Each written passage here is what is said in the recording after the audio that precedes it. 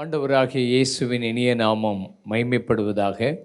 எழுப்புதல் வருமென்றால் தேவ பிரசன்னம் எல்லா இடங்களிலேயும் மிகவும் வல்லமையாக இறங்கும்.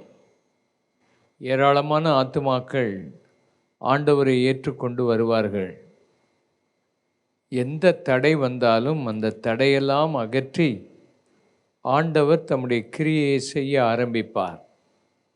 அதற்கு ஊழியர்கள் ஆயத்தமாக வேண்டும், சபை ஆயத்தமாக வேண்டும், தனிப்பட்ட மக்கள் ஆயத்தமாக வேண்டும். ஆண்டவர் இந்த எழுப்புதலை கொண்டு வருவதற்கு ஜெபம் பண்ணிக்கொண்டே இருக்க வேண்டும். எழுப்புதலை குறித்து எல்லா இடங்களிலேயும் பேசப்பட்டு வருகிறது. இந்த வருகிற 10 ஆண்டுகளுக்குள்ளே ஒரு எழுப்புதலை காண வேண்டும். 21வது நூற்றாண்டு வந்த பின்பு இன்னும் எழுப்புதலை காண முடியவில்லை. ஒவ்வொரு நூற்றாண்டின் துவக்கங்களிலேயும் எழுப்புதல் நடந்திருக்கிறது. இந்த நூற்றாண்டில் எழுப்புதல் வர வேண்டும். இந்த நாட்களில் சபையிலே கர்த்தர் இப்படிப்பட்ட வல்லமையை கொடுக்க வேண்டும் என்ற விசுவாசத்தோடு சில மாறுதலை கர்த்தர் கொண்டு வரணும். நாம் வேதத்தை படிக்கும்போது 1 கொரிந்தியர் 4ஆம் அதிகாரம் 1-2ஆம் வசனத்தை நாம் பார்ப்போம். இப்படியாக எந்த மனுஷனும் எங்களை கிறிஸ்துவின் ஊழியக்காரர் என்றும் தேவனுடைய இரகசியங்களின் உக்கிரானக்காரன் என்றும் எண்ணிக்கொள்ள கடவன். மேலும் உக்கிரானக்காரன் உண்மை உள்ளவன் என்று காணப்படுவது அவசியமாம்.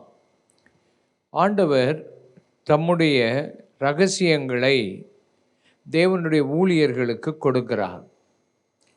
இரகசியங்களை ஆண்டவர் தம்முடைய ஊழியர்களுக்கு வெளிப்படுத்துகிறார். தீர்க்கதரிசிகளுக்கு ஆண்டவர் இரகசியத்தை ஆண்டவர் சொல்லுவார். அந்த இரகசியத்தை நாம் நமக்குள் வைத்து கொள்ளக்கூடாது. அதை பகிர்ந்து கொடுக்கிற ஒரு மேனேஜராக, உக்கிரானக்காரனாக ஆண்டவர் ஒவ்வொரு ஊழியனையும் ஆண்டவர் வைக்கிறார். ஆகினாலே தேவனுடைய இரகசியங்களை உடைய ஊழியக்காரர்களாக மாற வேண்டும். தேவனுடைய வார்த்தையில் மறைந்திருக்கிற இரகசியங்கள், தேவன் செய்ய நினைக்கிற காரியங்களை தேவன் தம்முடைய ஊழியர்களுக்கு வெளிப்படுத்த வேண்டும். அப்படிப்பட்ட ஊழியர்களாக வாழ ஒப்பு கொடுக்கணும். ஆண்டவர் ஏலியின் நாட்களில் அவன் ஆசாரியனாய் இருக்கும்போது பிரத்யட்சமாக தரிசனம் இல்லை, பிரத்யட்சமாக தேவனுடைய வசனம் வரவில்லை. ஏலியோடு ஏலியின் பிள்ளைகளோடும் தேவன் பேச முடியவில்லை. ஏலியின் கண்கள் இருள் அடைந்திருந்தது. வயது மிகுந்தவனாக இருந்தான். அவனுடைய நாட்களில் தேவனுடைய மகிமை இஸ்ரவேலை விட்டு போய்விட்டது என்று பார்க்கிறோம். ஆகினால் ஆண்டவர் தாம் வெளிப்படுத்த செய்ய போகிற காரியங்களை ஒரு சிறிய சாமுவேலோடு பேச வேண்டிய நிலைமை வந்துவிட்டது. சவுல் ஆண்டவரிடத்தில் போய் கேட்கிறான், விசாரிக்கிறான். ஆண்டவர் அவனுக்கு பதில் சொல்லவில்லை, உத்தரவு கொடுக்கவில்லை. ஆகினால் அவன் யாரிடத்தில் போகிறான்? குறி சொல்லுகிற ஆட்களிடத்தில் போய் கேட்கிறான். இன்றைக்கு ஆண்டவர் தம்முடைய வசனத்தை, ஆண்டவர் தம்முடைய வெளிச்சத்தை, இரகசியங்களை தேவனுடைய ஊழியர்களுக்கு கொடுக்கத்தக்கதாக தேவனுடைய ஊழியர்களுடைய உள்ளங்கள் ஆண்டவரோடு கூட இணைந்திருக்க வேண்டும். ஆண்டவருடைய சத்தம் கேட்க வேண்டும்.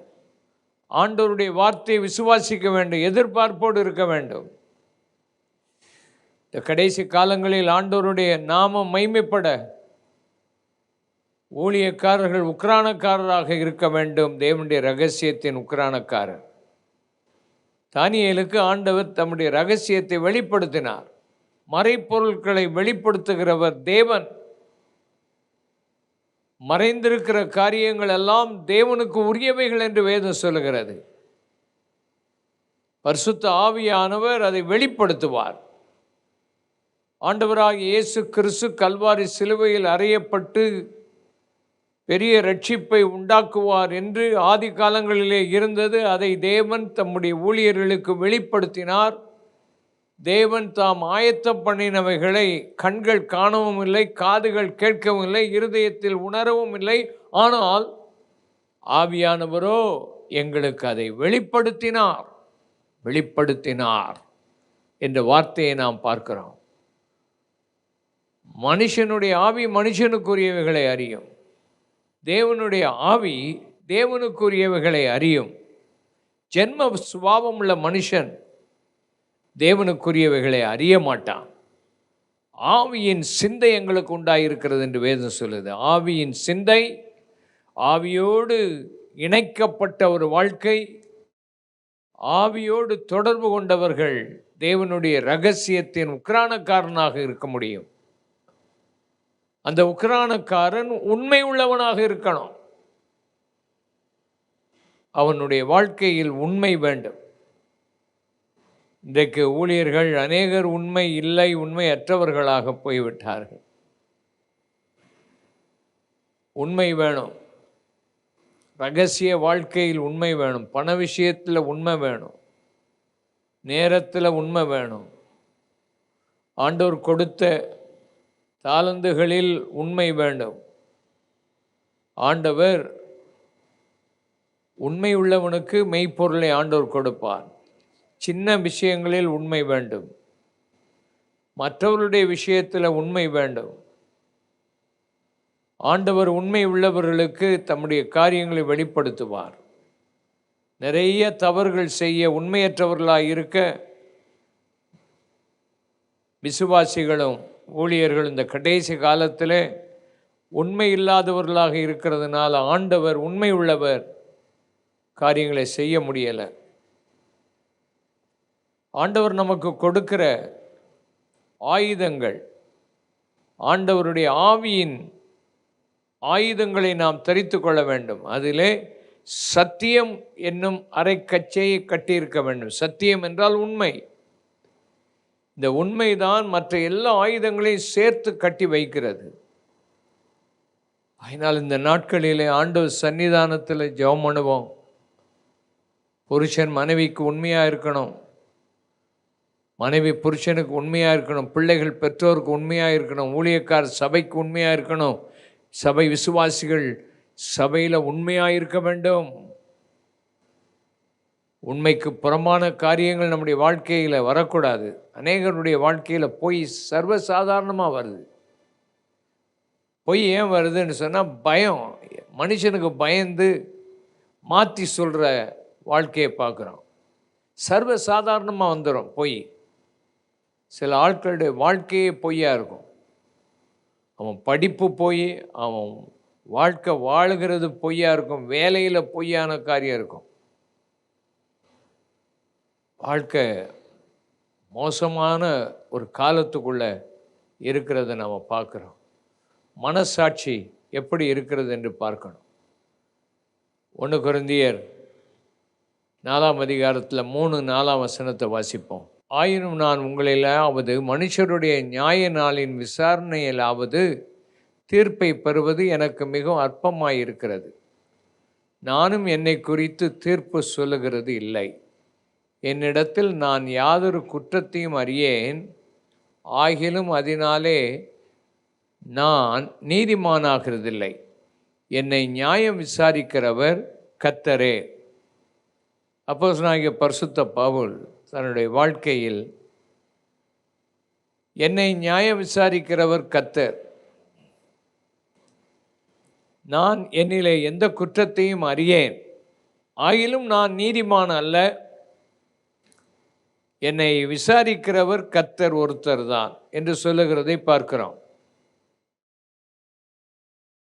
இங்கே அப்போஸ்தலனாகிய பரிசுத்த பவுல் தன்னிலே எந்த குற்றமும் இல்லை என்று அவர் சொல்லும்போது எதை சொல்லுகிறார், எதை குறிப்பிடுகிறார்? தன் மனசாட்சியில் சுத்தமாயிருப்பது.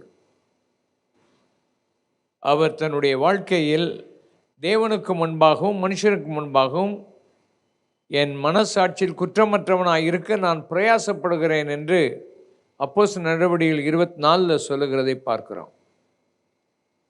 நம்முடைய வாழ்க்கையில் நம்முடைய மனசாட்சியில் தப்புன்னு உணர்ந்த உடனே அந்த பாவத்தை அறிக்கை பண்ணி மனசாட்சியை சுத்தமாக்குறது தான் நல்லது. ஒருத்தன் கண்ணில் தூசி விழுந்தா அதை எப்படியும் உடனே அதை எடுக்க பார்ப்பான். காலில் முள் குத்துனா அதை உடனே எடுக்க பார்ப்பான். அதை வைத்து கொண்டே நடக்க மாட்டான். ஆனால் மனிதன் மனசாட்சியில் தப்பு செய்தாலும் அதை அறிக்கை பண்ணி சரி செய்கிறதில்ல. நேற்று ஒரு ஆளோட பேசி கொண்டிருக்கும்போது இன்னொரு ஆளை பற்றி அவருக்கு சொல்ல வேண்டியது வந்தது. காரணம், அவர் அந்த ஆளை ரொம்ப நம்பி இருக்கிறார். அவர் அந்த ஆள் கொடுக்குற எல்லா விதமான ஆசீர்வாதங்கள், பண விஷயங்கள் மற்ற எல்லாத்துலேயும் அவர் கொடுக்கறதெல்லாம் அவர் வாங்கிக்கிட்டு இருக்கிறார். அந்த அந்த ஆளை பற்றிய சில விஷயங்கள் அவருக்கு தெரியாது. நான் சில வார்த்தைகளை அவரோட சொன்னேன். நீ கவனமாக இருக்கணும், இதுதான் உண்மை அப்படின்னு சொன்னேன். ஆனால் என்னுடைய வாழ்க்கையில் உணர்த்தப்பட்டேன், அடுத்தவங்க காரியத்தில் நீ போய் தலையிடக்கூடாது. சொல்கிறது சரிதான், ஆனால் நீ அதை செய்தது தப்பு என்று ஆண்டவர் உணர்த்தினார். நான் உடனே அவருக்கு ஃபோன் பண்ணி, நான் செய்த காரியம் தப்பு, நான் உங்களுக்கு சில காரியங்களை சொல்ல வேண்டி இருந்தது, ஆனால் என்னுடைய மனசாட்சியில் அது எனக்கு தப்பாக தெரிகிறது, தயவுசெய்து மன்னித்து கொள்ளுங்கள் என்று கேட்டுக்கொண்டேன். தேவனிடத்தில் நாம் தவறு செய்தால் தேவனிடத்தில் அறிக்கை செய்யணும். மனுஷனிடத்தில் தவறு செய்தால் மனுஷன்கிட்ட அறிக்கை பண்ணி நம்ம மனசாட்சி நல்லா இருக்கிறது எப்பவுமே நல்லது. என்னை நியாயம் விசாரிக்கிறவர் கர்த்தர், அவரே என்னை குறித்து தீர்ப்பு சொல்ல வேண்டும் என்று சொல்லுகிறதை பார்க்கிறோம். ஆண்டவர் நம்மை பற்றி என்ன நினைக்கிறார், மற்றவர்கள் நம்மை பற்றி என்ன நினைக்கிறார்கள்? இன்றைக்கு மனுஷனுடைய மனசெல்லாம் அதுதான். மற்றவங்க நம்ம பற்றி என்ன நினைக்கிறாங்க, மற்றவங்க என்ன சொல்கிறாங்க, மற்றவங்க என்ன நியாயம் சொல்கிறாங்க, இதைத்தான் நாம் நினைத்து கொண்டிருக்கிறோமே தவிர கர்த்தர் என்னை பற்றி என்ன சொல்கிறார்? கொஞ்ச நேரமாவது அமைதியாக இருந்து கர்த்தரிடத்தில் கேட்டு பார்த்தா கர்த்தர் சொல்கிற காரியத்தை நம்ம புரிந்து கொள்ள முடியும். கர்த்தர் சரியாக நம்ம நிதானிப்பார். கர்த்தருடைய பந்தியெல்லாம் சபைகளில் நடக்கும்போது ஏதோ ஒரு கர்த்தருடைய பந்தி எடுக்க போகிறோன்னு எடுக்கக்கூடாது. இந்த 1ஆம் தேதி வருது, எல்லா சபைகள்லேயும் கர்த்தருடைய பந்தி நடக்கும். அந்த பந்தி எடுக்கும்போது ஆண்டவர் அந்த வசனத்தில் என்ன சொல்கிறார்? நம்மை நாமே நிதானித்து அறிந்தால் நாம் நியாயம் தீர்க்கப்பட மாட்டோம். கர்த்தருடைய சரீரம் இன்னதென்று அதை அறிந்து செயல்பட வேண்டும். பரிசுத்தமாக அதில் செயல்படணும். அதனால் நம்மை நிதானிக்கணும். நம்ம எப்படி வாழுகிறோம், எப்படி காரியங்களை செய்கிறோம். கர்த்தாவே, நீர் என்னை குறித்து என்ன சொல்லுகிறீர் என்று கேட்டு சில காரியங்களை நாம் செய்யும்போது தான் ஆண்டவருடைய கரம் நம் மேலே இறங்கி வர முடியும். அடுத்த வசனத்தை நாம் பார்ப்போம், 5ஆம் வசனத்தை. ஆனால் கர்த்தர் வருமளவும் நீங்கள் காலத்துக்கு முன்னே யாதொன்றை குறித்தும் தீர்ப்பு சொல்லாதிருங்கள். இருளில் மறைந்திருக்கிறவர்களை அவர் வெளியரங்கமாக்கி இருதயங்களின் யோசனைகளை வெளிப்படுத்துவார். அப்பொழுது அவனுக்குரிய புகழ்ச்சி தேவனாலே உண்டாகும். கர்த்தர் வருமளவும் நீங்கள் யாரையும் நியாயம் தீர்க்காதீங்க, யாரையும் குற்றப்படுத்தாதீங்க, ஜாக்கிரதையாக இருங்க. ஏனென்றால் 2 காரியங்களை ஆண்டவர் செய்வார். ஒன்று, மறைந்திருக்கிற காரியங்களை வெளிப்படுத்துவார். ரகசியமாக அநேக இடங்களில் அநேக காரியங்கள் ரகசியமாக நடக்கும், யாருக்குமே தெரியாது. விபச்சார வேசித்தன பாவம் செய்கிறவன்லாம் மறைந்து தான் செய்வான், யாருக்கும் தெரியாமல் தான் செய்கிறான். சில இடங்களில் சிசிடிவி கேமராஸ் பிடிச்சிருது. இப்போ மறைச்சி செய்கிற காரியங்களை. ஆனால் பரலோகத்தில் ஒரு சிசிடிவி கேமரா ஆண்டவர் வச்சிருக்கிறார். நீ என்ன செய்தாலும் சரி மறைச்சி ஆண்டவர் அதை வெளியே கொண்டு வருவார். ரெண்டாவது, மனதின் யோசனைகளை ஆண்டவர் வெளிப்படுத்துவார். மனுஷனுக்கு உள்ள வர்ற யோசனை ஒருத்தருக்கும் தெரியாது. ஒரு புருஷன் மனசில் வர்ற யோசனை மனைவிக்கு 10% கூட தெரியாது, என்னதான் நினைக்கிறான். அதே போல் மனைவி யோசிக்கிற காரியம் என்னதான்னு தெரியாது, ஒன்றுமே தெரியாது. வாழ்க்கையில் இதெல்லாம் ஒரு நாள் வெளிப்படும் பாருங்க. சீக்கிரம் ஆண்டவர் வரப்போகிறார். அப்போ இந்த 2 காரியங்களை ஆண்டவர் வெளிப்படுத்துவார். மற்றதெல்லாம் மனுஷன் வெளியே செய்கிறதெல்லாம் தெரியும். ஆனால் இந்த 2 காரியம், மறைந்திருக்கிற காரியம், மனதின் யோசனை, கர்த்தர் நிச்சயமாக அறிஞ்சு அதை வெளிப்படுத்துகிறத நீங்கள் பார்க்க முடியும். அதனால் உங்கள் வாழ்க்கையில் மறைச்சி செய்கிற காரியம், மனதின் யோசனை, இதெல்லாம் ஜாக்கிரதையாக யோசிக்கணும். தப்பான காரியம் நீங்கள் யோசிக்கிறான். பைபிளில் சொல்லியிருக்கு, உன்னை குறித்து மிஞ்சி யோசிக்காத. அடுத்த வசனத்தை நம்ம பார்ப்போம், 6ஆம் வசனத்தை. சகோதரரே, எழுதப்பட்டதுக்கு மிஞ்சி என்ன வேண்டாம் என்று நீங்கள் எங்களாலே கற்றுக்கொள்ளவும், ஒருவன் நிமித்தம் மற்றொருவனுக்கு விரோதமாய் இருமாப்படையாதிருக்கவும் நான் உங்கள் நிமித்தம் என்னையும் அப்போலோவையும் திருஷ்டாந்தமாக வைத்து இவைகளை நான் எழுதினேன். எழுதப்பட்டதுக்கு மிஞ்சி ஒருத்தன் தன்னை குறித்து எண்ணக்கூடாது. நிறைய பேர் தங்களை பற்றி மிஞ்சி எண்ணுவது, மிஞ்சி காரியங்களை செய்வது. ஆண்டவர் கொடுத்த விசுவாசத்தின் அளவு, எந்த அளவு ஆண்டவர் கொடுத்திருக்கிறாரோ அந்த விசுவாசத்தின் அளவு நாம் செய்யணும். மிஞ்சி செய்யக்கூடாது. மிஞ்சி ஆண்டவருக்கு முன்பாக தாழ்மையாக இல்லாமல் உங்களை பற்றி பெருமையாக எண்ணக்கூடாது.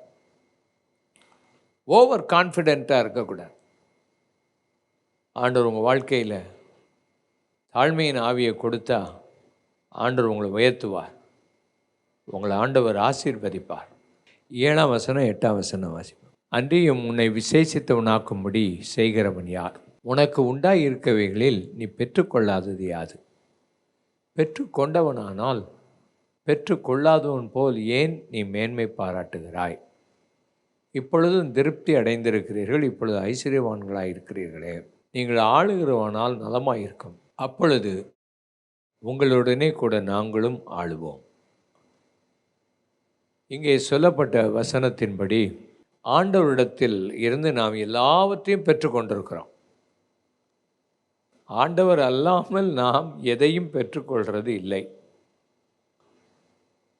நம்மை ஆண்டவர் விசேஷித்தவன் ஆக்கியிருக்கிறாரா? அவர் தான் ஆக்கியிருக்கிறார். அவர் இல்லாமல் நம்மளால் ஒன்றும் முடியாது. ஆண்டவர் தான் நமக்கு எல்லாம் கொடுக்குறார்.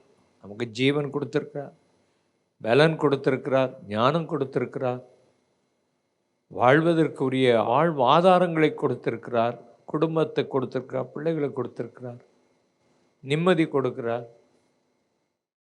வேலை செய்ய வேலையை கொடுக்கிறார்.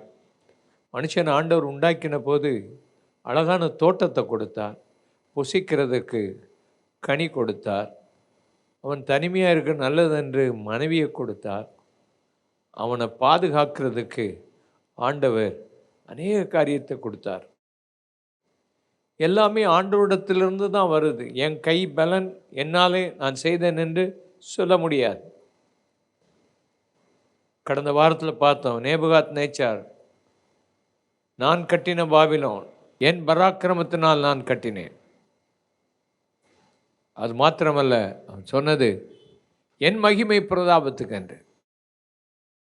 அப்படியே அந்த வார்த்தை வாயில் இருக்கும்போதே அவன் சிங்காசனத்திலிருந்து தள்ளப்பட்டான், மிருகமானான், இருதயம் மாறி போயிற்று, நகங்கள் வளர்ந்தது, பனியில் நனைந்தான், பறவைகள் போல நகங்கள் வளர்ந்தது, புத்தி போய்விட்டது.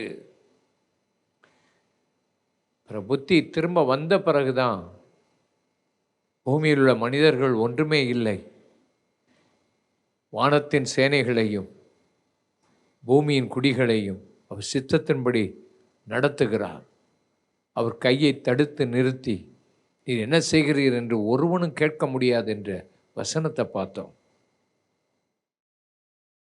இதுதான் இன்னைக்கு அநேகருக்குள்ள ஆண்டவர் நமக்கு ஒன்று கொடுக்கலன்னா நம்ம ஒன்றையும் பெற முடியாது. எல்லாம் அவரிடத்தில் தான் இருக்குது. நீ சுயபலத்தில் நான் செய்தேன்னு சொல்லி உன் மனசில் நினைச்சு மகிமையை எடுத்தா அது உன் வாழ்க்கையில் ஆசீர்வாதமாக இருக்காது.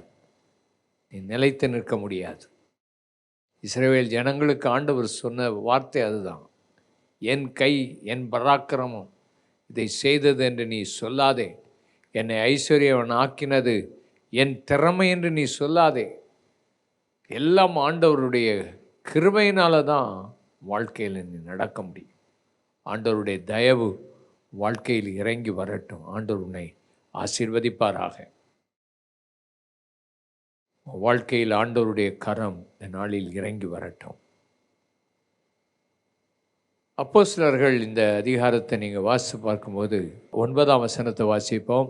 எங்களுக்கு தோன்றுகிறபடி தேவன் அப்போஸ்தலராகிய எங்களை மரணத்துக்கு குறிக்கப்பட்டவர்கள் போல கடைசியானவர்களாய் காணப்படப்படினார். நாங்கள் உலகத்துக்கும் தூதருக்கும் மனுஷருக்கும் வேடிக்கையானோம்.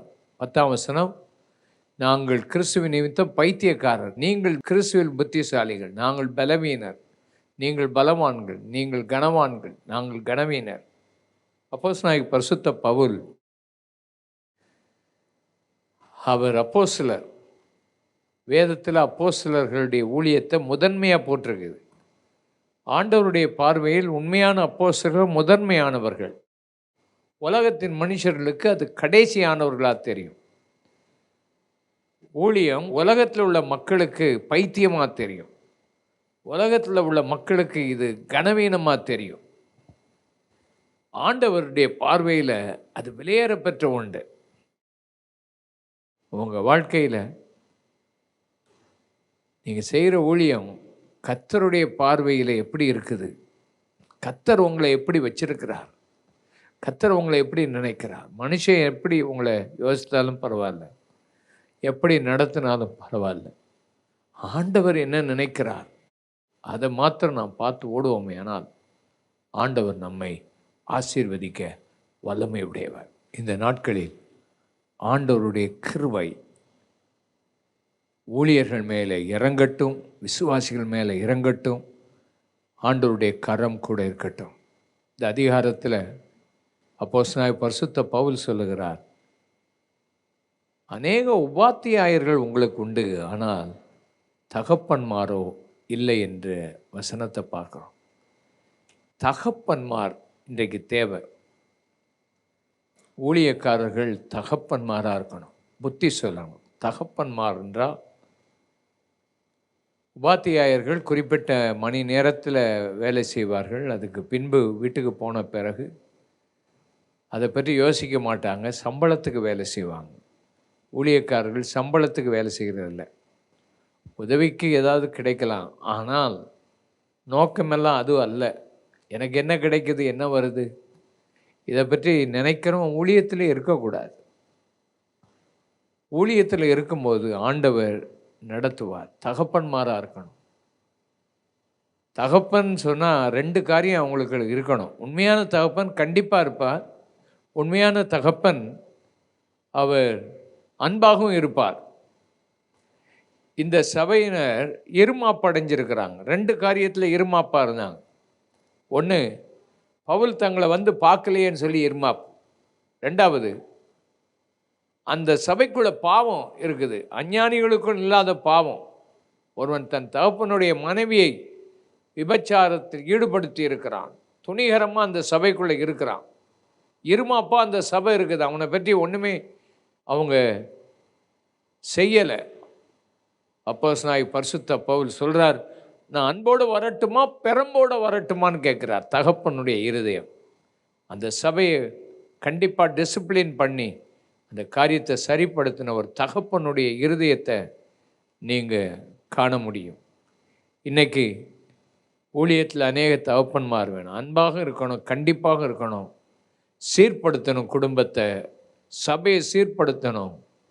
ஆண்டவருடைய கரம் இந்த நாட்களில் இறங்கி வரணும். ஆண்டவருடைய நாமம் மகிமைப்படுவதாக. நம்ம எல்லாரும் ஆண்டவருடைய சன்னிதானத்தை நம்மை ஒப்பு கொடுப்போம். இந்த நேரத்தில் ஆண்டவரே, எங்கள் வாழ்க்கையை நாங்கள் கேட்ட இந்த வசனங்கள் எங்கள் வாழ்க்கையை மாற்றி அமைக்கட்டும், ஆசீர்வதிக்கட்டும், உடைய நாமம் மகிமைப்படட்டும். கண்களை மூடி நாம் ஜெபம் பண்ணுவோமா? பரிசுத்த பிதாவே, இந்த வார்த்தைகளை எங்களோடு பேசினதுக்காக ஸ்தோத்திரம். உடைய நாமம் மகிமைப்படட்டும். கர்த்தாவே, நாங்கள் உண்மையுள்ள உக்ரானக்காரராக இருக்க உதவி செய்யும். எங்களையே நாங்கள் நியாயம் தீர்க்க உதவி செய்யும். நாங்கள் மிஞ்சி எண்ணாதபடி எங்களை காத்துக்கொள்ளும்.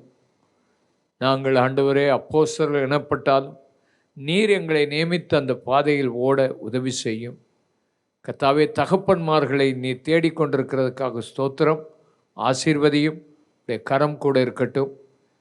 இந்த வார்த்தைகள் அநேகருக்கு ஆசீர்வாதமாக இருந்து வாழ்க்கை மாறட்டும். இயேசுவின் நாமத்தில் ஜெபிக்கிறோம் பிதாவே. ஆமேன், ஆமேன்.